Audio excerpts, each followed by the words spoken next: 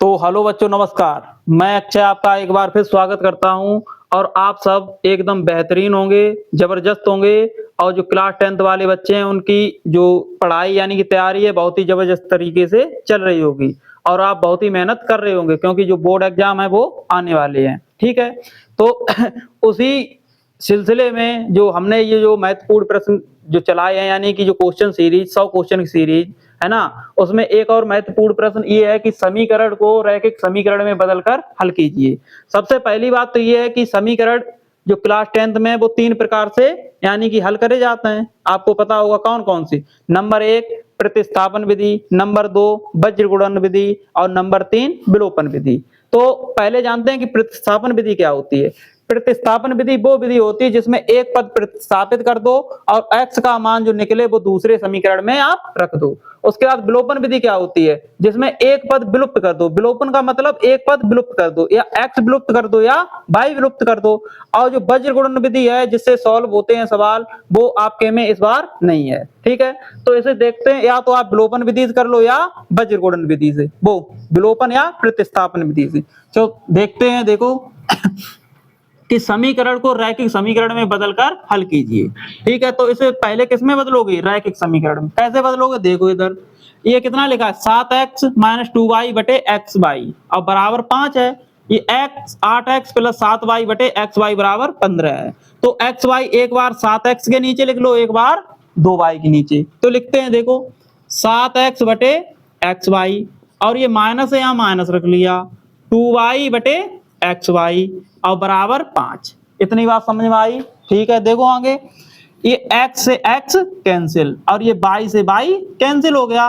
तो ये देखो कितना लिख के आ गया, 7 बटे y और -2 बटे x बराबर 5। ये समीकरण कौन सा हुआ, तीसरा।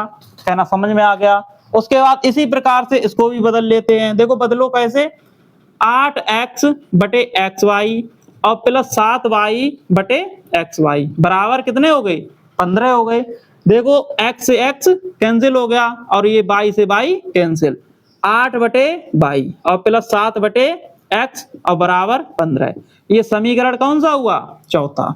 अब देखो लिख दो यहाँ पर कि समीकरण 3 व 4 से, 3 व 4 से, है ना। तो लिख लो 3 और 4।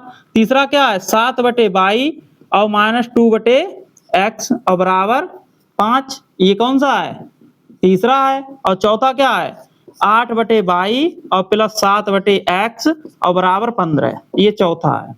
ठीक अब दो तरीके से आप सॉल्व कर सकते हैं इसको, नंबर 1 प्रतिस्थापन विधि और नंबर 2 विलोपन विधि। तो आइए करते हैं विलोपन विधि से, क्योंकि ये सरल लगती है थोड़ी, है ना। और आपकी इच्छा हो तो प्रतिस्थापन विधि से कर लो, चाहे कौन सी भी विधि से कर लो, आंसर है जो सेम ही आएंगे, है ना, x और y के। तो देखो कैसे करोगे, इसमें देखो ये 7 बटे y है, इसमें कोई एक चर राशि, या आप x बराबर कर लो या y बराबर कर लो। ठीक है, तो हम x बराबर करते हैं। कैसे करोगे, यहाँ पे देखो कितने हैं, 7 बटे y और ये 2 बटे x। अब ये 2 है और ये 7 है ना। तो इनका एलसीएम लो, 2 और 7 का एलसीएम कितना हुआ, कहना 14 हुआ। ठीक है, तो देखो जब ये 2 है, 2 को 14 बनाओगे, किसका गुणा करोगे, कहना 7 का। करो, देखो लिख दो, यहाँ पर क्या लिखोगे, पहले लिख दो समीकरण 3 में 7 से और वह समीकरण 4 में 2 से गुणा करने पर चलने तो सही है, गुणा करने पर। अब देखो इधर क्या करोगे, 7 बटे, अब देखो गुणा कर लो, समीकरण 3 में गुणा किससे करने को है, कहना 7 से करो। 7 का गुणा 7 में कितने हो जाएंगे, 7 सत्ते 49 बटे y और -7 दूनी 14 बटे x बराबर 7 पंचे 35। बात समझ गए।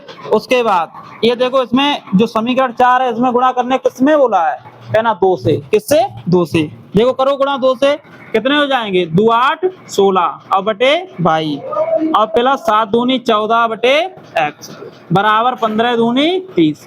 कहना इतना कर लिया, कहना ठीक है। थोड़ी अभी आवाज आ रही है, थोड़ी डिस्टर्ब होता होगा आपको, हमें लगता है, कोई नहीं, बताना आप कमेंट करके कि आवाज आ रही सही या नहीं, है ना।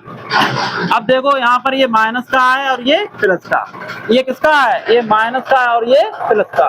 तो आप कैसे करोगे, यहाँ लिख दो जोड़ने पर, क्या करोगे, जोड़ने पर। अब जब जोड़ने पर किया तो ये 14/x और ये प्लस के 14/x आपस में ये क्या हो जाएंगे, कट जाएंगे, है ना। और ये कितना आ गया 49/22 और प्लस 16/22 और ये जोड़ो 35 और 30 कितने हो गए 65। अब 22 और 22 यानी कि समान है, अगर हर समान है तो ऐसे ही लिख लोगे, कहना ठीक है 22 लिख लिया और लिख दो 49 और प्लस 16 बराबर 65, ठीक है। 49 और 16 कितने हुए, कहना 65 और बटे 22 और बराबर 65। ये 22 कहाँ जो बटे में पश्चांतर करोगे कितने हो जाएंगे, कहना गुणा के, तो गुणा कर लो 65 बराबर 65 और 22, ये जो 22 गुणांक कितने हैं 65, 65 किस में पहुंच जाएंगे बटे में, 65 बटे 65 बराबर 22, 65 एकम 65 यानी कि 22 का मान यहाँ कितना आया 1, ठीक। अब जो 22 का मान 1 आया, चाहे तो आप समीकरण 1 में रखो, 1 में नहीं रख सकते हो, है ना, चाहो तो 3 में रखो या 4 में, जो x का मान है सेम ही आएगा, ठीक। तो हम रखते हैं 22 का मान समीकरण 3 में। देखो यहाँ से 22 का मान समीकरण 3 में रखने पर, 3 में रखने पर, तो देखो समीकरण 3 क्या है, समीकरण 3 यही तो है 7/22 और -2/x बराबर 5, इतना है। तो 22 का मान कितना है 1, तो 7/1 और -2/x बराबर 5। अब 7 में जब 1 से भाग दोगे तो कोई अंतर पड़ेगा, कहना नहीं पड़ेगा, तो देखो 7 एकम 7, 7 ही रह गए और -2/x बराबर 5। अब ये प्लस के पश्चांतर करोगे, जो चर राशियां है वो एक तरफ और अचर राशियां है वो एक तरफ कर लो। ये जो प्लस के साथ है पश्चांतर करोगे किसके हो जाएंगे, माइनस के साथ, माइनस के 2/x बराबर 5 - 7, ठीक है। और ये माइनस के 2/x और बराबर 5 प्लस के हैं और माइनस के 7, यानी कि 7 में से जब 5 घटाओगे तो कितने बचेंगे 2, लेकिन यहाँ पर चिन्ह देखो किसका ज्यादा है, कहना कि माइनस का, तो माइनस की लिख दो कितने 2, ठीक। अब ये 2 बटे में पश्चांतर करो किसमें हो जाएंगे गुणा के, यानी कि -2 और ये किसमें पहुंच जाएंगे बटे में, -2 बराबर x, -2 एकम -2, तो x का मान यहाँ कितना आया 1। तो आप